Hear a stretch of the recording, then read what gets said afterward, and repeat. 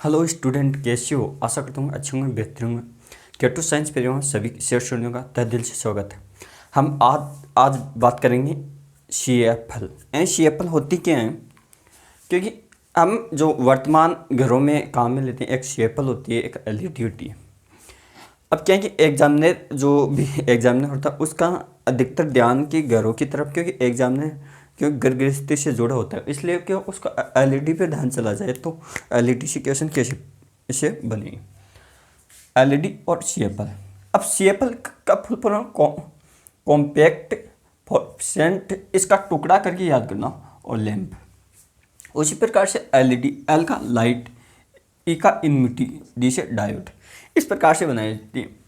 अब इसमें बात करेंगे पहले LED क्या होती है, क्योंकि एक एक टॉपिक पढ़ेंगे दोस्तों कि LED हो या ट्यूबलाइट हो, क्योंकि आजकल घरों में हम काम में लेते हैं LED या ट्यूबलाइट।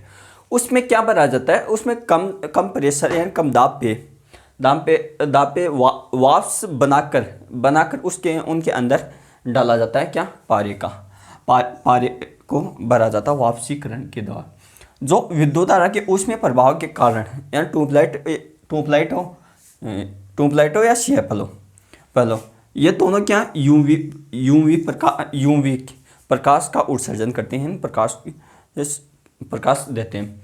अब यूवी प्रकाश से ट्यूबलाइट के भीतर सतह पर लेंपित जो हम ट्यूबलाइट तोड़ते हैं तो उसके अंदर सफ़ेद निकलता है, वो किसका बना था, फॉस्फोरस का।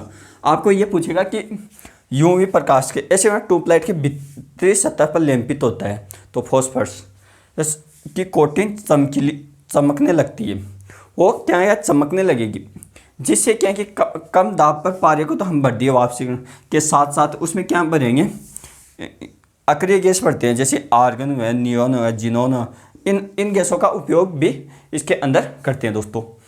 अब क्या इसमें एक ज़्यादातर क्वेश्चन मान लो ये तो है, इनकी फुल फॉर्म से बन जाएंगे, क्योंकि आपको अगर डायरेक्ट पूछेगा तो फुल फॉर्म पूछ सकता है, या ऐसे पूछेगा कि कौन सा CFL और जो ट्यूबलाइट है वो प्रकाश को कौन सा प्रकाश उत्सर्जित करता है, तो यूवी प्रकाश उत्सर्जित करता है। अब क्या ऐसे पूछ लेगा कि CFL या ट्यूबलाइट में कम दाब पर कौन सी गैस भरी जाती है, कौन सा पदार्थ भरा जाता है, क्या भरा जाता है ना, तो वो क्या, पारा है ना। अब पारा क्या होता है, पारा Hg प्रतीक, इसका प्रतीक ये होता है सिंबल, इंग्लिश में बोल देंगे हम सिंबल। अब क्या पारे कमरे के जो कमरे का तापमान होता है उस पर क्या है, ये द्रव्यावस्था में होता है। एक तो ये बात होगी, दूसरी ये CFL में काम में लिए जाती है वाष्पीकरण के दौरान। अब क्या इसके अंदर जो निकलता है सफ़ेद वो क्या, फॉस्फोरस होता है।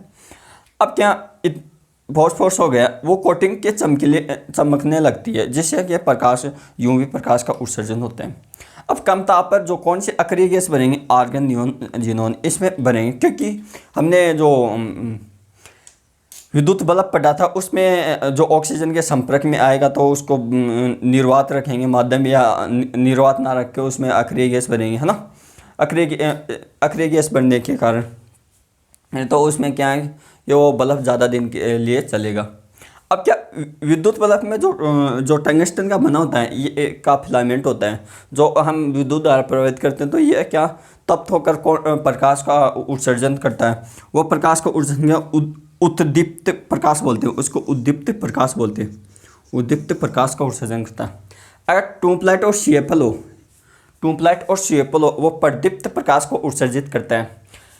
अब क्या ये क्या ट्यूबलाइट और ये लाइट कम खाती है, यानी विद्युत ऊर्जा का कम बिल आता है, मारवाड़ी में समझे तो उसी प्रकार से क्या है, ये प्रदीप्त और ये उद्दीप्त, इसको जलाएंगे तो ज़्यादा लाइट लगेगी इसकी, इसलिए इसकी क्या होगी, ऊर्जा दक्षता यानी ऊर्जा दक्षता का मतलब कार्य क्षमता ज़्यादा होगी, इसकी कम होगी।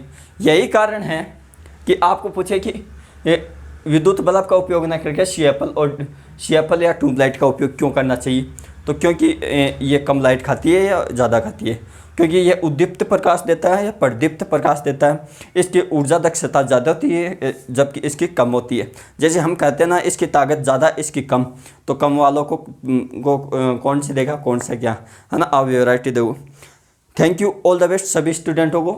क्योंकि आप एक एक टॉपिक पढ़ो, उसके बाद में अब देखना, अब CFL और ट्यूबलाइट की तुलना करने लगे धीरे धीरे। अब ऐसे दूसरे टॉपिक में जैसे हम अगले वाले टॉपिक में पढ़ेंगे तो अब CFL LED, अब क्या अशोक गहलोत जी ने जो बांटी थी कौन सी, LED का उपयोग को प्रोत्साहित क्योंकि अब आगे हम LED पढ़ेंगे, LED की तुलना CFL इन दोनों से करेंगे। इसलिए क्या है, ये हमारे को एक टॉपिक से दूसरे टॉपिक जोड़ने की कोशिश में रहेंगे। Thank you, all the best. जो भी प्रॉब्लम हो आपके, जो विद्युत धारा के उसमें, जो फिजिक्स से संबंधित हो, बायो से संबंधित हो, जैसे कि टॉपिक कंपटीशन में किस हिसाब से पूछे जाते हैं सर, वो कमेंट कर दिया करो ताकि आपको समझा दिया जाएगा। क्योंकि आपको कभी भी ये नहीं सोचना कि हमारे को कितना याद है, आप ये सोचा करो कि हमारे को जो आ रहा है उससे बेहतरीन किसी दूसरों को नहीं आएगा। क्योंकि आप ऐसे पढ़ना शुरू करो जैसे कि आप दूसरों से अलग हट के तैयारी किया करो, हट के। आप चाहे 2 घंटे पढ़ रहे हैं तो 2 घंटे का मतलब ये निचोड़ होना चाहिए। Thank you, all the best. मिलता हूँ ऐसे अगली क्लास में। Thank you, all the best सभी स्टूडेंटों को।